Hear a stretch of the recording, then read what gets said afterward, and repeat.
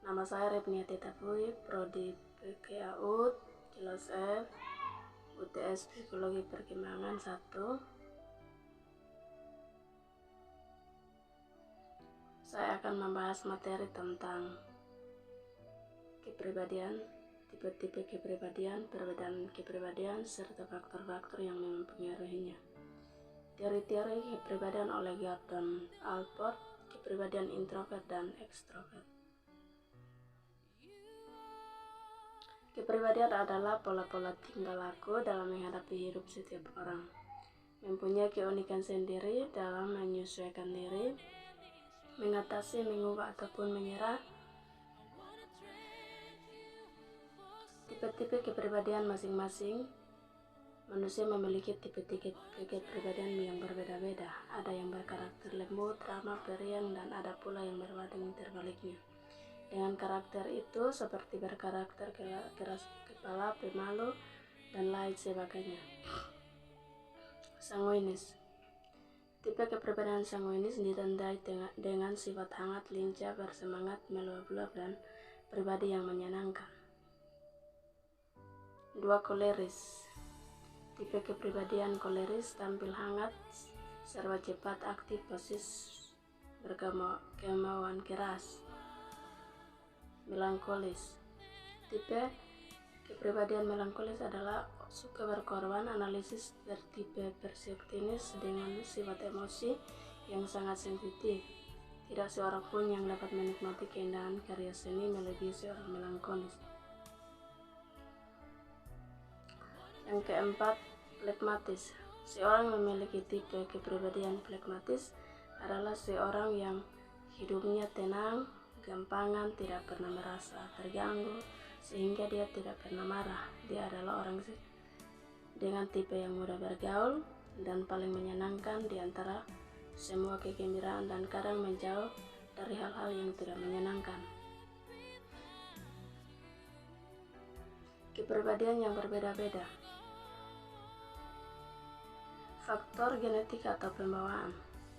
Seseorang yang mampu menambah atau mengurangi pengaruh gen terhadap kepribadian sebenarnya tidak secara langsung, karena dipengaruhi gen secara tidak langsung adalah yang pertama kualitas sistem saraf, yang kedua keseimbangan tubuh, yang ketiga struktur tubuh.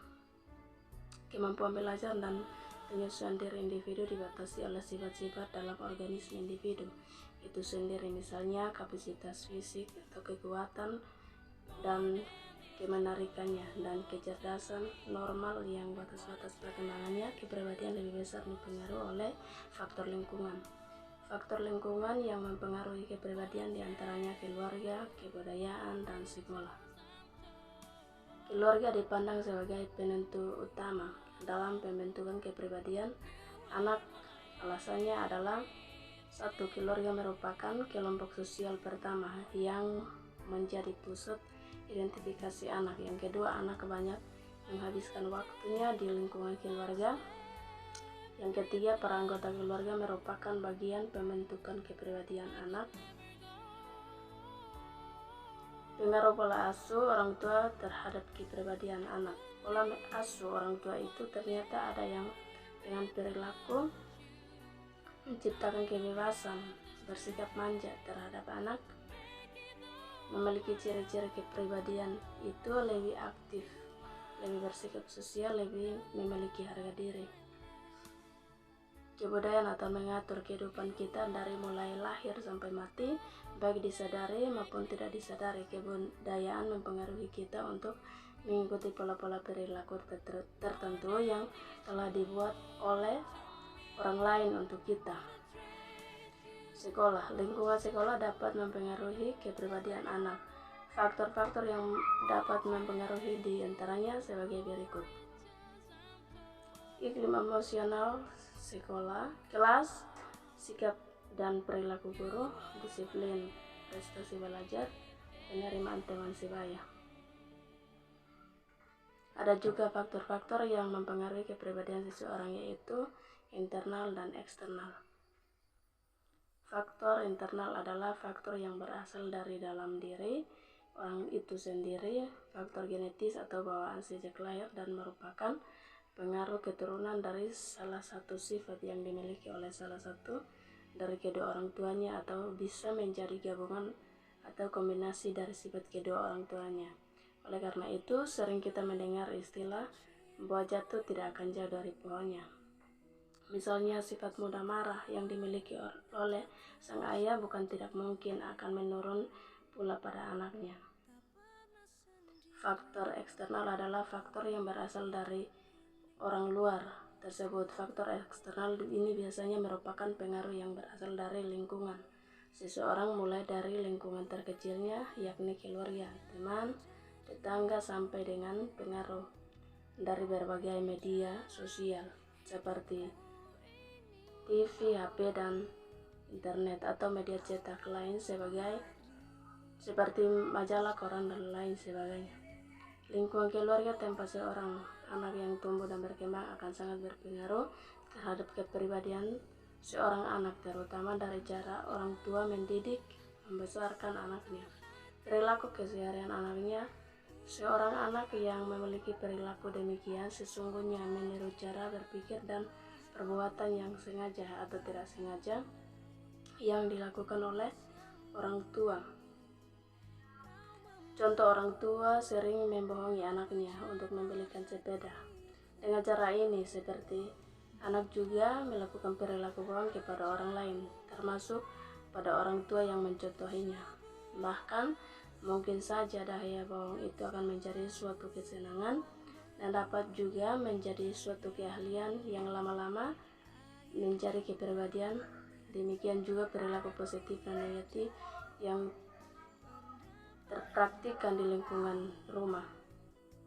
Menurut Gordon Allport, meyakini bahwa manusia adalah makhluk rasional yang digerakkan kesadaran yang mendasar pada masa kini, masa depan, dan bukan masa lalu. Kepribadian dinyatakan dalam sifat yang mampu menjadikan manusia stimulus, membimbing tingkah laku. Misalnya, hari ini seorang anak Freud bernama Annie marah karena menghilangkan pensil kesayangannya. Maka jika teman yang bernama Jenny menghilangkan buku kesayangannya, Annie akan marah juga. Hal ini menunjukkan bahwa sifat berfungsi baik waktu, stimulus, ataupun tempat. Allport membedakan sifat menjadi dua, yaitu sifat umum adalah sifat bersama yang dimiliki oleh banyak orang dan digunakan untuk membandingkan orang dari budaya berbeda. Sifat individual adalah seorang sehingga selalu unik. Bagi orang yang bersifat unik ini merupakan gambaran seperti dari struktur kepribadian. Ekstrovert lebih menyukai menghabiskan waktu, energi, dan lingkungan sekitar.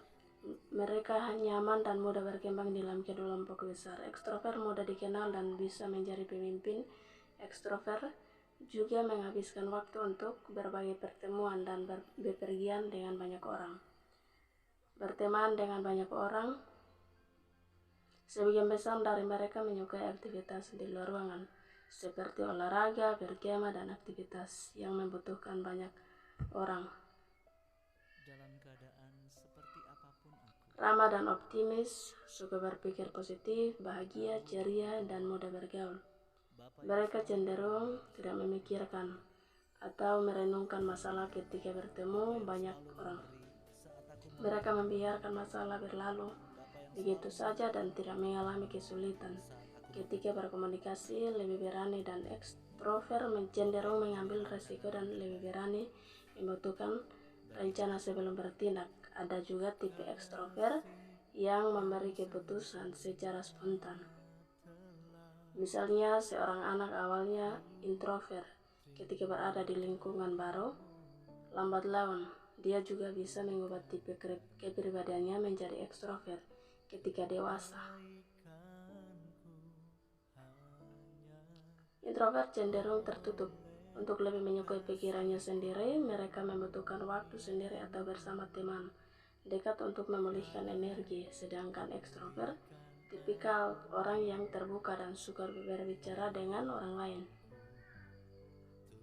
Introvert cenderung pendiam dan melihat situasi jika bicara di lingkungan yang baru. Tipe kepribadian introvert lebih suka mendengarkan lawan bicara. Mereka akan berpikir dahulu untuk membalas sebuah pertanyaan. Sementara itu, extrovert mencoba mencari atau alasan atau sesuatu untuk diucapkan. Introvert lebih suka pertemanan di lingkungan kecil yang membuat mereka nyaman. Mereka juga harus beradaptasi dan mengenal lebih lingkungan baru. Tipe kepribadian introvert bisa berkonsentrasi jika berada di lingkungan yang tenang dan sepi. Salam dan terima kasih. Tuhan memberkati kita semua.